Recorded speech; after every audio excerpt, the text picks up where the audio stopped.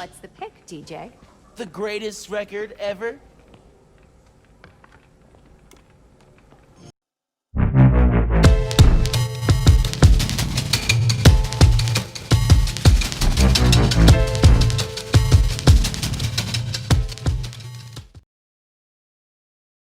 When the first Marvel Spider-Man was released in September 2018, it was a breakthrough in gaming history. The city, the AI and the graphics weren't that cutting edge, but the fighting system, the original view of the developers on the old story known by all of us, as well as bunch of Easter eggs is what made this game loved by that many people, me included. I've played it so much at the time. I've even made a school project based on that. Nevertheless, the release of a sequel didn't cause such a stir. Sony seemed like not putting that much effort into the advertisement for this game. Personally, I wasn't waiting for it too, but I can't deny that when I was putting it into my PS Store basket, I knew I will have a great time playing it. So, this is my honest review on Marvel Spider-Man Miles Morales, where we will try to find out whether it's a worthy sequel to an already legendary game. First of all, we should understand that Miles Morales isn't that kind of a sequel as, for example, the second part of Watch Dogs is. It's more like Crash Bandicoot 2 Cortex Strikes Back. They haven't remade the game completely, but they've added a heap of new features. But let's talk about everything in order. The city is the same New York we've seen before. Due to the fact the story takes place at Christmas time, we can see beautifully decorated facades, as well as Manhattan fully covered in snow. Even though city life became much more active and pleasant to interact with, some problems remain the same. For example, the game has a dramatic issue with cars, but to be honest, the vehicles are hardly the key thing of the superhero game. All in all, throughout my walkthrough, I faced few bugs, but they weren't that critical. I guess, after Cyberpunk, no bugs are that critical. The style of the game generally changed. If the first part was more heroic and dramatic, this one is more like, ooh, teenagers, rap, yo! Let's even compare the soundtracks.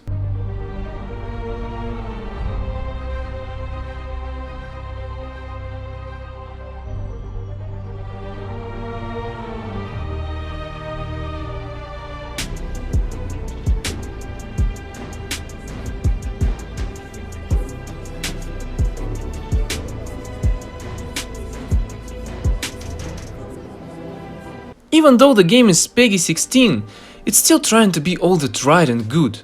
Don't get me wrong, but I'm almost 17 and there's no need to teach me to say fucking thank you and all that. The humor is really childish sometimes. The web swinging also seems a little different. I don't know why, but it feels like Miles is more sticky and Peter is more nimble. Maybe it's because of the adaptive trigger system they introduced for DualSense, and that's how it works on DualShock. This is such a subtle feeling that I can't even really prove it. Write down in the comments if you also feel like they've changed something. What's more, the developers highly decreased the number of those annoying walking missions as we had for MJ, Peter and even Miles in the first part. Also, they added some kind of puzzles. Can't say they are difficult, but still pretty interesting. Mostly they are tied on Miles' new electrical force. The level, skills and upgrade systems are still not that great. I can say it plays no role at all, but it still isn't that remarkable if we compare it with Infamous Second Son, for example. The suits are not that variable and cool too, compared with Peter's ones. Because of abilities Miles has, the fighting system did get some changes. Now we have different kinds of Venom power moves as well as camouflage. Insomniac Games also got rid of most of the gadgets and overall changed a few buttons. However, I can't say combats differ that much. Stealth had got some changes too. Now you can clear enemies' bases being fully inconspicuous, while Peter could liquidate only the first wave of enemies, as you might have remembered. Although, what I didn't like is that now, if one enemy spots you, you can't quickly knock them out and stay undetected, so everyone won't know you are here. Now, as we talked about how we fight, let's talk about whom we fight. Compared to Parker, Morales really lacks decent boss fights. In the first part, they were about 8 fights without DLC, while here we have something about 5 or so, and the variety of them also slightly disappoints.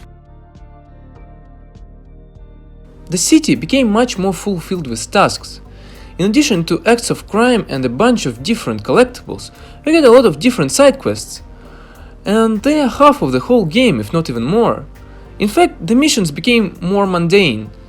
Find someone scared, get rid of icicles, fix the wiring or pipes. If in the first part you were a spider cop, now you are a friendly neighborhood plumber or electrician. I can say that simplicity made it worse. They are still very entertaining and memorable. The main campaign is very short, as is the whole game in general. The game really lacks a lot of content, such as suits and bosses as I mentioned before. So I think it definitely gets DLC soon, but we'll come back to it later. The plot just continues the story from the perspective of Miles, who was bitten by the same spider as Peter was. Even though the story of Miles Morales isn't that popular, Insomnia Games still managed to show their view on it. For example, the original Spider-Man doesn't die, he just has a trip to Europe. The antagonists are morally grey, as it's kinda trendy now, except for this guy, he's just a greedy stinker. But when it comes to Prowler and Tinkerer, the last one was actually fully reconsidered based on this old man, the developers showed what made them do this, so you don't hate them and sometimes even sympathize, as well as the main character does. On the other hand, the story and most of the finale are far not that strong as they were in previous part. For this video I had to replace the Octavius boss fight, and damn, it makes you so emotional. This part is simpler at some point. All that family and love stuff they are trying to play with doesn't get me at all. You do not have compassion for Miles as you do for Peter. Also, what disappointed me a lot, that they actually repeated themselves. Just look, we had a very charismatic villain who was close to the main character and then betrayed him because of some kind of revenge. Here they just split one into three. What's more, the transition to the finale also seems the same.